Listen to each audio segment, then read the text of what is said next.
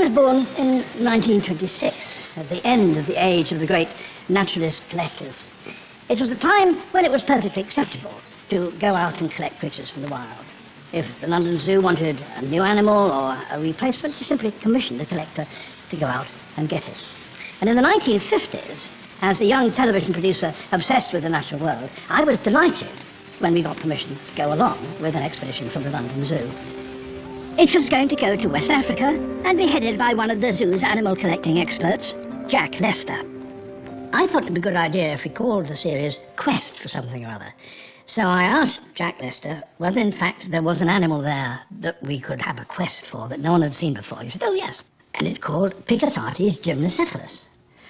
So I thought, well, that's not really a very catchy. Quest for Picathartes gymnocephalus isn't another name. And Jack said, yes, it's also called the bald-headed rockfowl. I said, well, even Quest for a bald-headed rockfowl isn't likely to grab people, you know.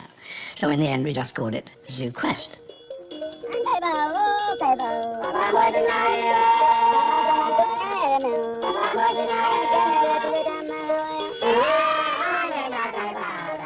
We spent weeks collecting all kinds of creatures, and because there weren't any scientists there, we relied on local people to help us find Picathartes, initially without much luck. And then at last, one man recognized our drawing of Picathartes and told us that the birds were nesting in the hills nearby. In the finished programs, of course, we didn't reveal this immediately. Instead, we ended each by saying, so we went on to look for Picathartes. Nonetheless, we were a bit concerned as to whether anyone would really care about Picathartes. But I was reassured when I was travelling down Oxford Street in an open car, and a bus driver leaned out of his cab and he said, hello, Dave. Well, are we or are we not going to find Pica-bloody-farties? So I knew that actually we had made an impact with somebody. And the bus driver got his answer in the last episode. We took our places behind the hide. And now came the most tense moment of the expedition, the moment for which we'd all waited so long. Would we see the adult birds? And then, suddenly, we saw one, a few yards away in the twilight of the bush, preening itself. This was enormous excitement. Then up it fluttered onto the nest, and as it did so, the other parent flew across and drove the first one away. This was a great thrill for us, for as this happened, we became the first Europeans ever to see the white-necked Picathartes on its nest. Having filmed Picathartes, we managed to collect a young nestling and brought it back, together with sunbirds and emerald starlings, to live here in the birdhouse in the London Zoo. It had been my first opportunity to film animals in the wild, and this happy collaboration with the London Zoo resulted in a whole succession of Zoo Quest series. Sadly, after the first, Jack became seriously ill, so I took over and tried to give the impression that I knew what I was doing. It's important to grab his tail as soon as you grab his head, otherwise he'll wrap his great coils round you and give you a very nasty squeeze. I was more than happy that we've been able to take it away without it harming us. First, I grabbed the tail with my left hand, and then tickled his tummy with my right, so that he doubled up, lost his grip, and out he came. Of course, I wouldn't behave like that today. Things have changed. Thanks to their breeding programs, zoos can get most of what they want without going to catch them in the wild. And once the animals we'd collected had settled in at the zoo, we got permission to take some of the more interesting ones to the studios to show them off on live television. And here he is in the studio. He can bite. He's got quite powerful fangs. I have been bitten by a python. Doesn't hurt much. Well, helping me control this python is Mr. Van Warn from the Reptile House in the London Zoo, who in fact has it in his care now. But he's quite a handful now, isn't it? You can quite imagine how these powerful coils really give you quite a crush. Our attitudes to wildlife were so very different in the 50s. But then they were about to undergo a transformation. Early wildlife conservation was largely a domestic affair. Americans worried about their bison. The British worried about Britain's seabirds. Foreign wildlife was of little concern. But in 1961, conservationists from several countries came together and created the World Wildlife Fund with its famous panda logo. The fund was the first international body to spend money on conservation projects around the world. And one of its first projects was to help the endangered and rare animals on the Galapagos Islands.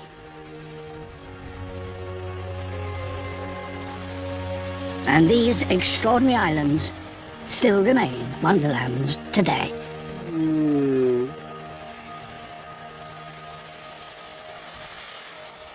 This is a giant Galapagos tortoise. They live longer than any other animal on Earth, well over 150 years. They weigh up to 1/4 of a ton and have shells over 1 meter across. They really are giants. Some 15 subspecies of these reptiles evolved on the Galapagos. But in the 17th century, human beings discovered the islands.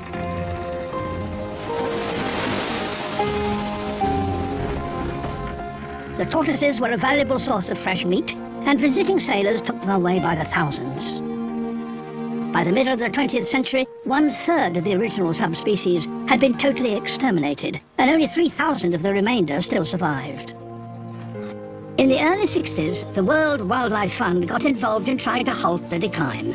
They put money into a pioneering captive rearing program at the Charles Darwin Research Center on the Galapagos. Tortoise eggs were collected from the wild and carefully raised away from introduced predators.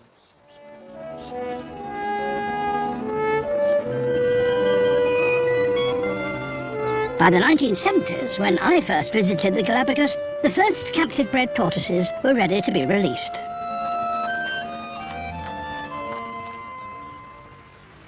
And a dramatic discovery had been made on Pinta Island. The subspecies that evolved there had long been thought extinct, but in 1971, a single male tortoise was discovered there. He was brought back to the Charles Darwin Research Station, where he quickly became a celebrity in his own right. This is the rarest living animal in all the world. There is none rarer. This is Lonesome George. It was hoped that a female Pinta tortoise might be found with which he could breed, but it was not to be. Lonesome George, it seems, is doomed to be the last of his kind. Sadly, he died in June 2012. But other surviving Galapagos tortoises have had to deal with a different threat: goats. They were brought to the island long ago by both sailors and settlers and have now gone wild. They crop the vegetation so severely that there's little or nothing left for the tortoises. So the island's conservation authorities decided to eradicate feral goats on several of the islands so that the vegetation could recover and the tortoises get their natural food back. Now on Isabella Island, as I saw for myself in 2008, the plants have returned to their former lushness and the tortoise's future has been secured.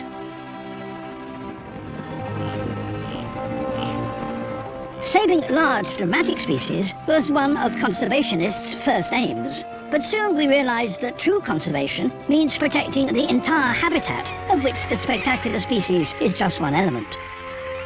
And one way of doing that is to establish nature reserves or national parks. The first national park in Africa was created in 1925 around the volcanoes that lie in the heart of the continent. Its aim was to protect the rare mountain gorillas, which were being killed by trophy hunters and poachers. But what has happened there since has made it quite clear that effective conservation isn't just a question of governments drawing lines on a map. Very often it requires the passion and determination of one highly motivated individual, as I saw myself in Rwanda.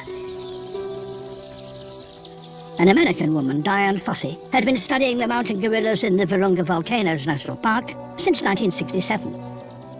By patiently sitting near to them year after year, she had eventually won their complete trust to a quite astonishing degree. In 1978, she agreed that we might come with cameras to film them.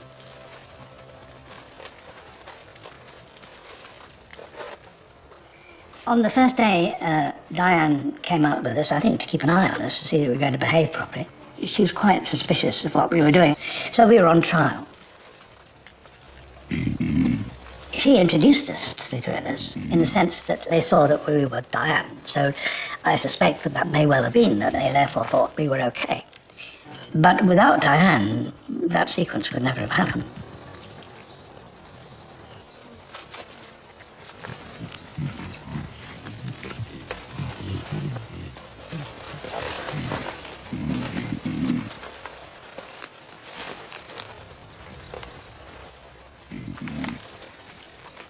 There is more meaning and mutual understanding in exchanging a glance with a gorilla than any other animal I know. We're so similar. Their sight, their hearing, their sense of smell are so similar to ours that we see the world in the same way as they do. They walk around on the ground as we do, they're there. Immensely more powerful than we are. And so if ever there was a possibility of escaping the human condition and living imaginatively in another creature's world, it must be with the gorilla. And this is how they spend most of their time, lounging on the ground, grooming one another. Sometimes they even allow others to join in. We never thought for a second that we would get in physical contact with them. Today that's frowned upon, quite right too, because many of the diseases that human beings have can be caught by gorillas.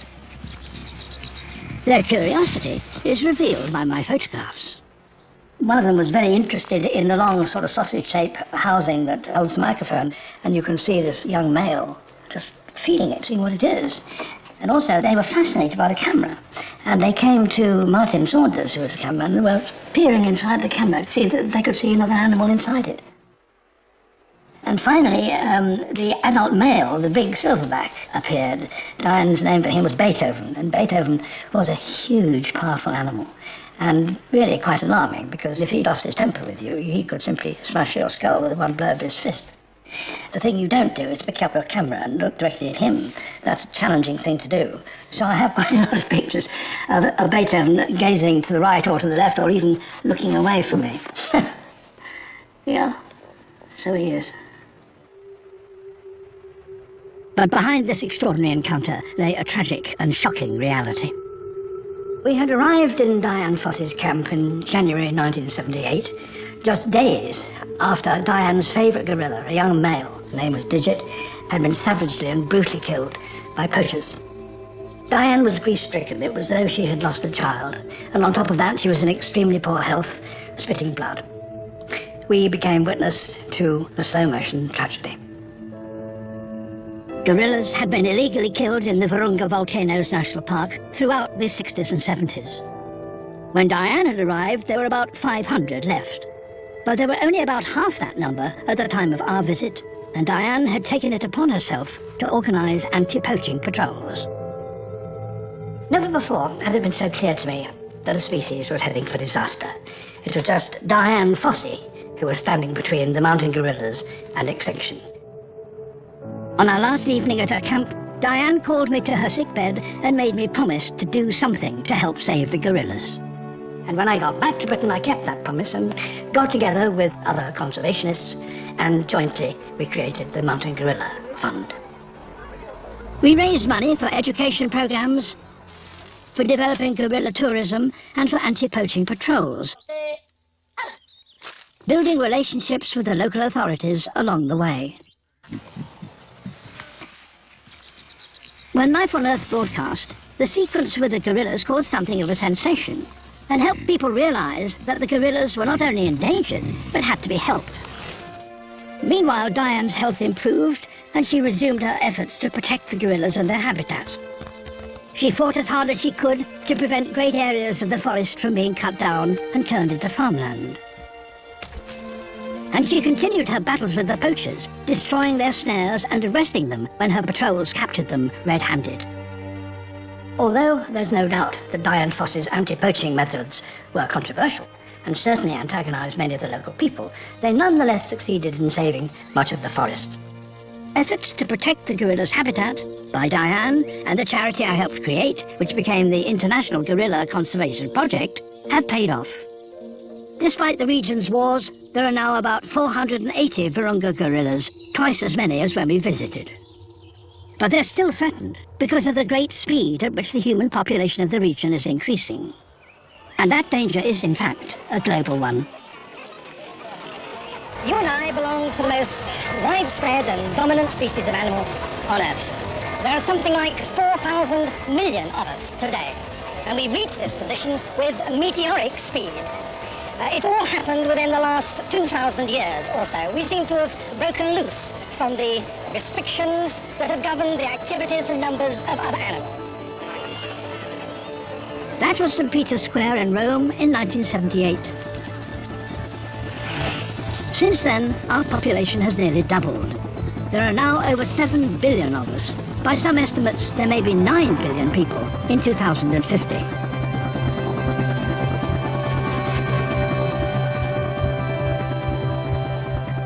That growth is largely attributable to medical advances and to the highly efficient ways we've found to grow our food. In just a few thousand years, the revolution of agriculture has spread to virtually all human societies. Today, over a third of the surface of the land is devoted to producing food for human beings. And that has changed some landscapes in a most dramatic way.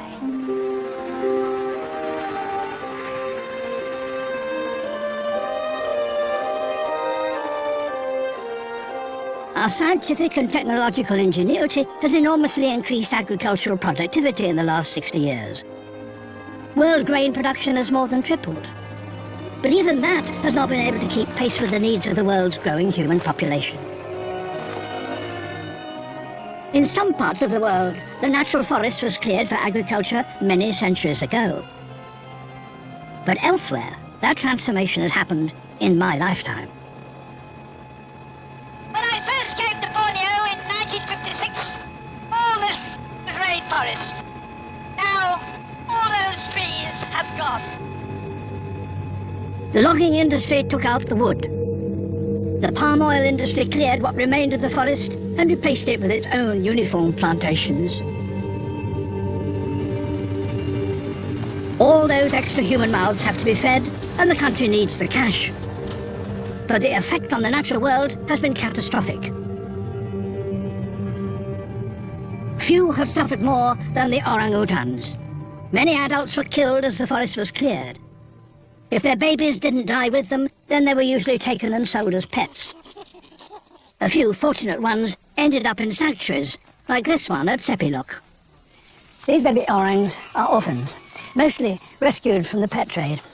It's easy to see why they make such engaging pets when they're young. Indeed, when I was here 50 years ago, I had one as a pet, which I became very fond of.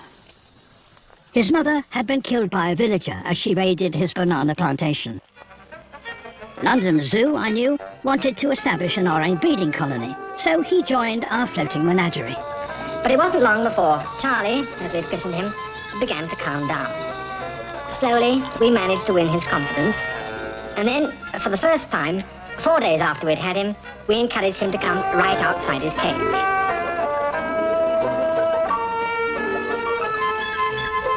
And here is Charlie, safe and sound, back in London. Hey, Charlie. Charlie.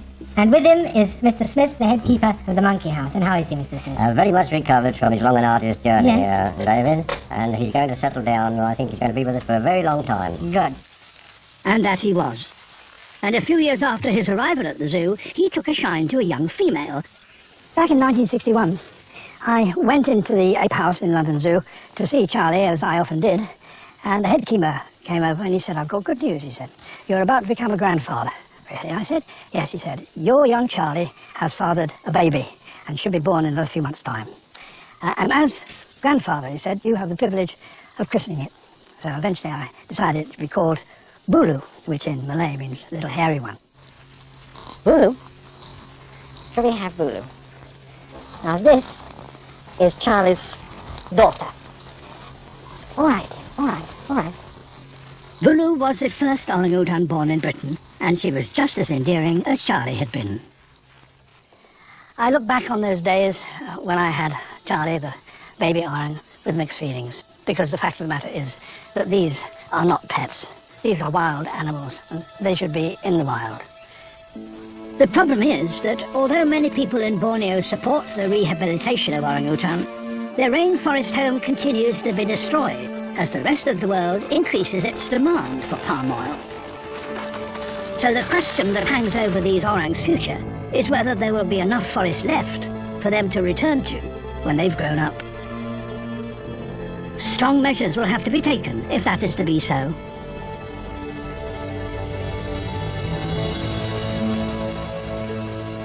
There is one place where our destructive impact on the planet is less immediately obvious. The oceans. I can see its tail just under my boat here. And it's coming up, There!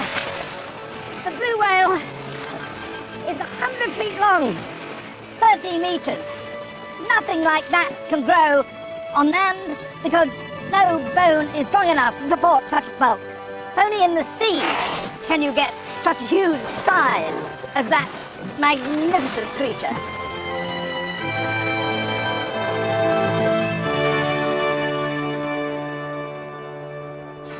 I had to wait until I was 76 years old to see my first blue whale.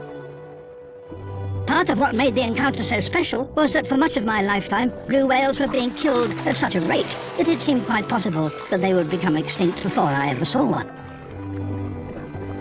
The fact that they've survived is a conservation triumph, and that only happened because there was a fundamental change worldwide in people's attitudes to whales.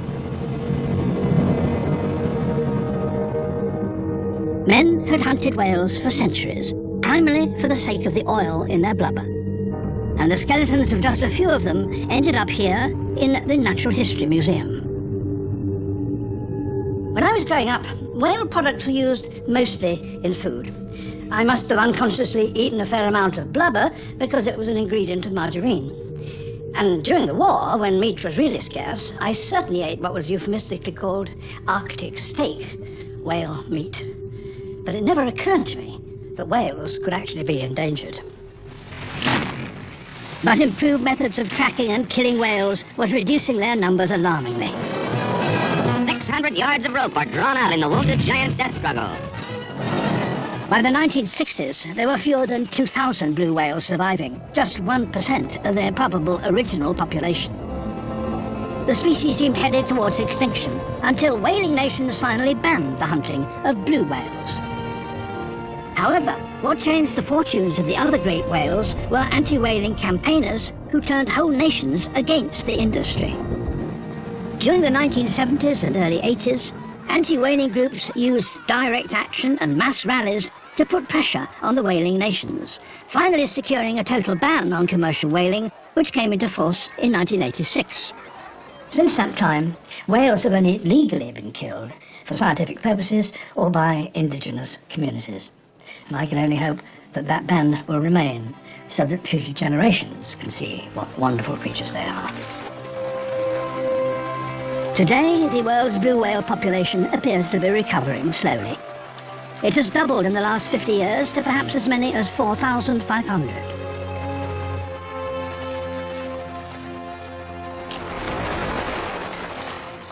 Of course, it's not just the big charismatic species that we're exterminating. Life on Earth is a complex web, and we ignore the millions of tiny creatures in it at our peril.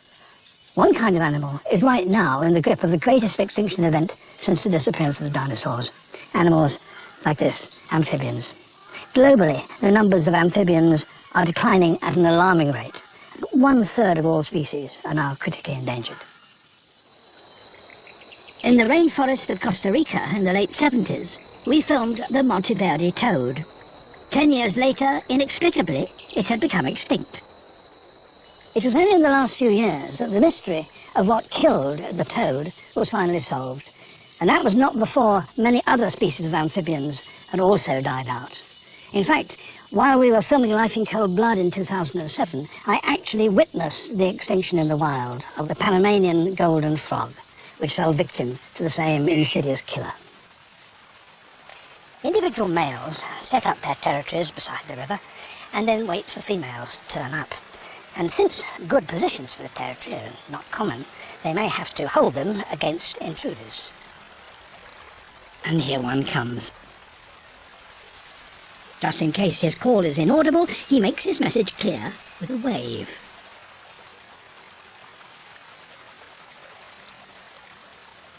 And his rival waves back. He repeats his message so there's no misunderstanding. Sadly, there are no longer any Panamanian golden frogs waving in the wild, and the disease that killed them is now sweeping round the world, exterminating hundreds of different species of amphibians. The killer is the fungus.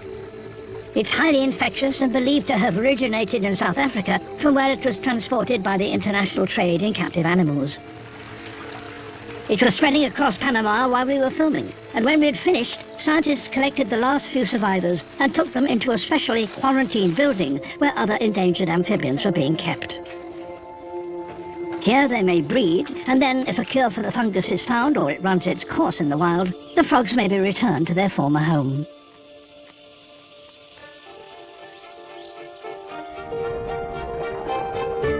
In the last 60 years, I've come face to face with many species that we put at risk. Sea otters, chimpanzees,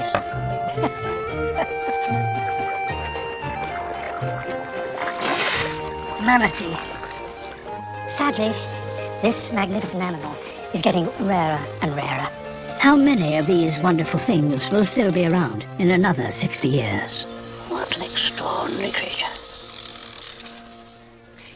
Although the threat to the natural world from humanity has never been greater than it is today, there are nonetheless causes for hope here and there.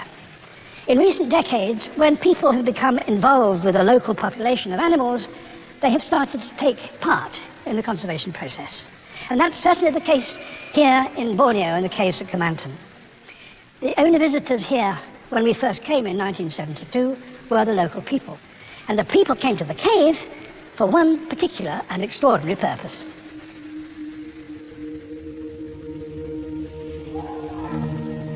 They collect what is surely one of the strangest commodities to be found in any cuisine. It's so valuable that they risk their lives to get it. They're harvesting the nests that swiftlets construct using their own glutinous spittle. And this is the end product of all this labour and sweat and danger and sheer courage. One can't help wondering who it was who first looked at these extraordinary objects and said, that'd be great for making soup out of. But whoever he was, he lived over 1,000 years ago, because there are Chinese records from the 9th and 10th centuries which speak of the wonderful delicacies, bird's nests, that you can get from Borneo. I wanted to see what all the fuss was about, so I went into a local restaurant in Sandakan to see what bird's nest soup actually tastes like. The consistency perhaps is a little odd. It's a little sort of gelatinous. But for the rest of it, well, I'm afraid there is one great secret about bird's nests. The fact of the matter is that pure bird's nests taste of nothing whatsoever, provided, that is, it's been well cleaned. Even in the 70s, the bird's nests were so valuable that there was an obvious risk that the cave would be overexploited. But today, that risk is even greater. A nest like this is worth as much as £100. If you take too many of them, then the birds will have nowhere to raise their young, and the colony is doomed. But a total ban would deprive the local people of a very important part of their income. So a plan was agreed. Some caves should be regularly harvested, others should be protected from any human interference, and one should be open for the public to visit and wonder. It's an almost ideal situation. The local economy benefits, the wildlife benefits, and an ancient tradition, with luck, is kept alive for many years to come.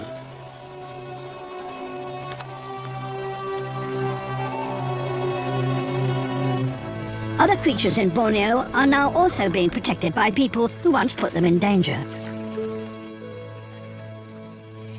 This is Selengan Island, off the northern coast of Borneo.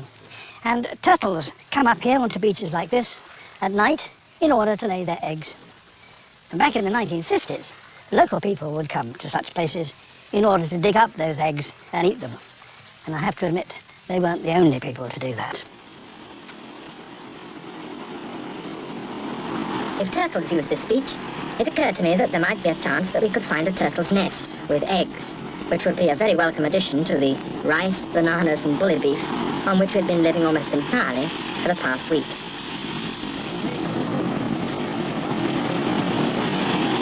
And here, buried 3 feet deep, were the eggs. There were 88 eggs in that nest, enough to provide us with breakfast for many days to come. And they were all produced by one female turtle. Looking back, it all seems rather shocking, and I hadn't got a clue how to cook them. The result wasn't, I'm afraid, particularly delicious. Turtle eggs may not have been to my taste, but the local people loved them, and they were an important source not only of nutriment, but income. The trouble was that the human population was growing so fast that the turtle eggs were being collected in huge numbers, and turtles worldwide were in decline.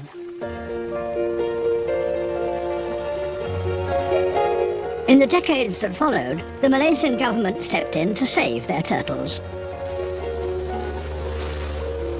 Harvesting the eggs was banned, and a hatchery established on Selangan Island, which people visit to see what's going on. During the breeding season, the eggs are collected from the beach and reburied in the hatchery, each clutch being kept together inside its own little fence. But it's only after dark that the adult turtles reveal themselves, crawling out of the sea and laying their eggs to the delight of the onlookers. There may be another rotation. Anybody else? Let's take picture. Move forward. The visitors pay good money for the privilege of watching the turtles at close quarters, and that gives an income to the local people. Once the eggs hatch, the youngsters are collected and taken down to the shore. Off you go. Off you go. Millions of baby turtles have now been released under this conservation program, and as a consequence, the population of adult green turtles here is now increasing. But the survival of green turtles needs more than their protection by local people at their nesting beaches. Turtles migrate. They swim across national borders into unprotected foreign waters, and that can be a problem.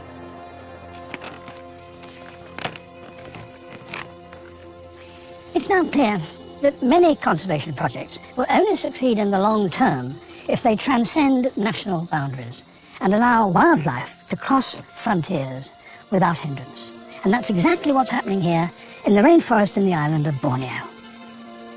Indonesia, Malaysia and Brunei signed the Heart of Borneo Agreement in 2007, declaring that the rainforest will be protected while allowing sustainable use and access by local people.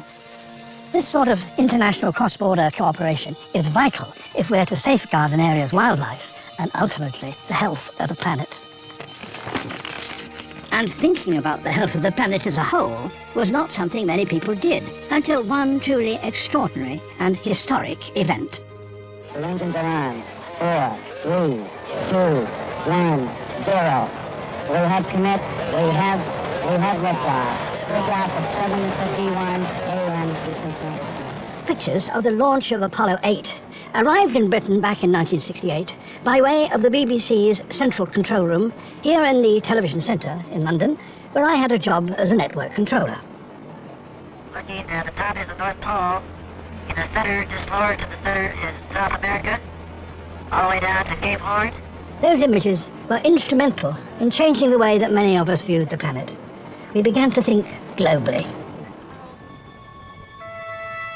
Looking at the Earth from outer space made us realize just how small our world is and how finite its resources.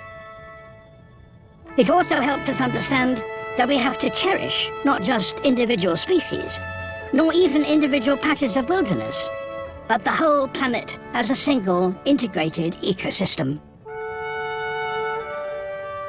But back in 1968, few people could imagine that the activities of just one species, our own, could interfere with the way that the planet worked, that we could actually change the climate of the Earth.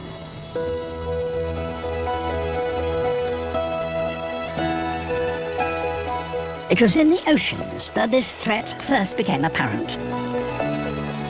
I'll never forget the first time I put my head beneath the surface of the sea and saw all around me a coral reef in all its complexity and richness and almost unbelievable beauty. If the jungle is the place on land where there are the greatest number and the greatest variety of life, then this, the coral reef, is surely the jungle of the sea. Although coral reefs occupy just 1% of the oceans, they support a quarter of all their fish. The fragility of these complex ecosystems suddenly became alarmingly clear in 1998. Almost overnight, in oceans all around the globe, coral turned white. The temperature of the sea had risen, and it had devastated 16% of the world's coral reefs. Even a rise of a couple of degrees Fahrenheit can be enough to kill the organisms that build the coral, leaving their limestone skeletons a naked white. If the rise is brief, then the coral can recover, but if it is sustained, then the coral may die completely. And this coral bleaching hints at an even bigger problem. The average temperature of our planet has increased by 1.26 degrees Fahrenheit over the last century, and it seems likely to rise still further. And that could lead to changes in sea level. Even a very small rise in sea temperature could have a devastating effect. Small islands like the one behind me could be totally submerged. Major cities could be at risk. And the reason for that lies far away from here, where the change is already beginning to be seen, at the poles. I am at the very center of the great white continent, Antarctica. The South Pole is about half a mile away. For 1,000 miles in all directions, there is nothing but ice. I'm now at the other end of the Earth, in the north, the Arctic. I have been lucky enough to travel in the polar regions several times in the last 30 years, making films about their rich wildlife. His sole object in life at the moment is to make quite sure that he and he alone mates with every single one of them. And for that, he must fight. It's heavier even than the adult. These parent birds reunite once they come back here onto their own patch of shingle. But although the Antarctic is virtually lifeless over vast areas, there are one or two small oases that teem with life. Slowly, I began to realize that things were changing in ways that will affect the wildlife and eventually ourselves, no matter how far away from the poles we might be.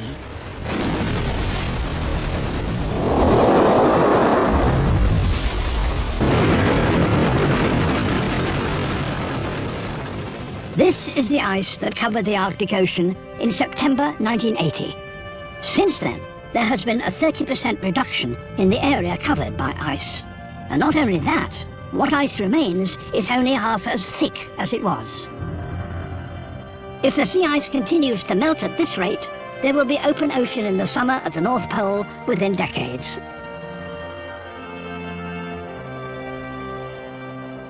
The very whiteness of the snow and ice contributes to the pace of change. Light